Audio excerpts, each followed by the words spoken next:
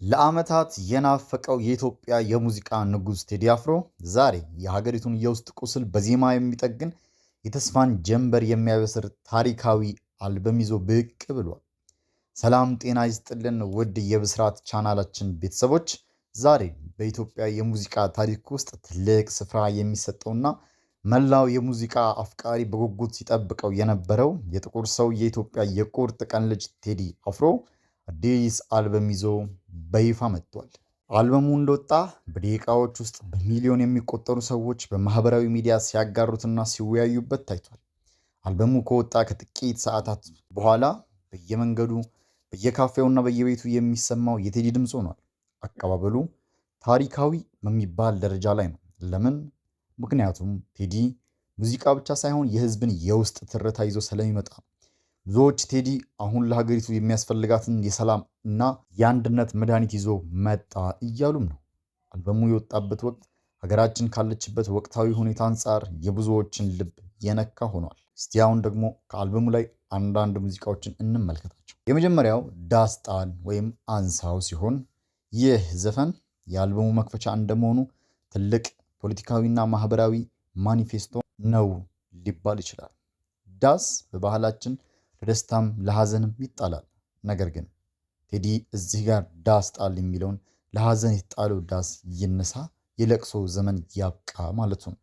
ሀገር ተለያይቶ የሚለውን ስንኝ አሁን ያለንበትን የመከፋፈል ህመምን ይገልጻል። ባንዲራዬን ላንሳት የሚለው ጥሪ ከቀለም ባለፈ ሉዓላዊነትና የክብር ምልክት አድርጎም ያቀርበዋል። ዘፈኑ በቁጭት ተጀምሮ ተስፋን ባለመቁረጥ ይጠናቀቃል። ሌላኛው የአልበሙ መጠሪያ የሆነውና ኢቶሪካ የተሰኘው ሙዚቃ ሲሆን ቴዲ ከ5 ዓመት በፊት ጥቁር ሰው ላይ የጀመረውን የአፍሪካዊነት ጉዞ ዚህ ዘፈን ላይ በሌላ ደረጃ አምጥቶታል። መድረኩ ይቅረብ የሚለው ጥሪ አፍሪካውያን በዓለም መድረክ ያላቸውን ትልቅ ድርሻ እንዲወጡና በራሳቸው እንዲተማመኑ የሚያነሳሳ። ይህ ዘፈን በተለይ በፓን አፍሪካኒዝም መንፈስ ለተቃኘው ወጣት ትልቅ ወኔም ይሰጣል። በመቀጠል የአልበሙ 6ኛ ትራክ የሆነው ጽዮን ሙሽራዬን እናገኛለን። በዚህ ዘፈን ውስጥ ቴዲ እጅግ ረቂቅ በሆነ መንገድ ሃይማኖትንና ሀገርን ያቆራኛል። ጽዮን ለኢትዮጵያ የቃል ኪዳንና የጥበቃ ምልክት ናት። እሷን እንደ ሙሽራ መሳሉ ሀገሪቱ ያላትን ቅዱስነትና ውበትን ያሳያል። ባለ 3 ቀለም መጠለያሽ የሚለው አገላለጽ ሰንደቅ ዓላማው መንፈሳዊ ከለላ እንደሆነ አድርጎ ያቀርበዋል። ቀዩ ጥበብ ሲያምርባት የሚለው ግጥም የኢትዮጵያን ባህላዊ አልባሳትና የጥበብ ስራዎች ከሀገራዊ ኩራት ጋር ያገናኘዋል። ሌላኛው ሺ ቢባል የተሰኘው ሙዚቃ ሲሆን ይህ ዘፈን የአልበሙን የፍቅር ቴራፒ ነው ሊባል ይችላል። ቴዲ ሆን ብሎ የሙዚቃ ቅንብሩን ወደ 90ዎቹ መለሰው። ያ ዘመን የፍቅርና የሰላም ዘመን ተደርጎ ስለሚታሰብ ሺ ቢባል ዘመኑ ስር ይዟል። በልቤ ፍቅርሽ የሚለው ስንኝ ከፍቅር ከጊዜና ከሁኔታዎች በላይ መሆኑን ይገልጻል።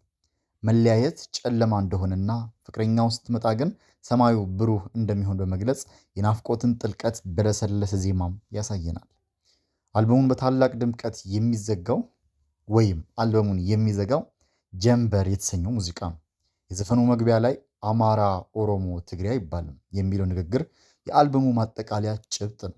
ቴዲ ኢትዮጵያዊነት ከብሔር በላይ መሆኑን በድፍረት ይናገራል። ጀንበር ባይኔ የሚለው ተደጋጋሚ ስንኝ ጨለማው አልፎ የኢትዮጵያን የብልጽግናና የሰላም ጀንበር የምትወጣበትን ያ ቀን ሩቅ እንዳልሆነ ተስፋ ይሰጠናል። ሳምነው፣ ተወዳጅ፣ ስምምነት፣ ቲንታጎ፣ የማዕረግ ጥግ፣ ታየኝ፣ የአዞምባ፣ ብልጭታ፣ ዝጸዳል፣ መሬማ፣ መርከብና ስማ ራሴ ሌሎች በአልበም ውስጥ የተካተቱ ሙዚቃዎች ናቸው። በአጠቃላይ ቴዲ በዚህ አልበም ውስጥ የቆሰሉትን ለማከም የጠፋውን አንድነት ለመመለስና ለተስፋ የቆረጡት ብርሃን ለመሆን ሞክሯል።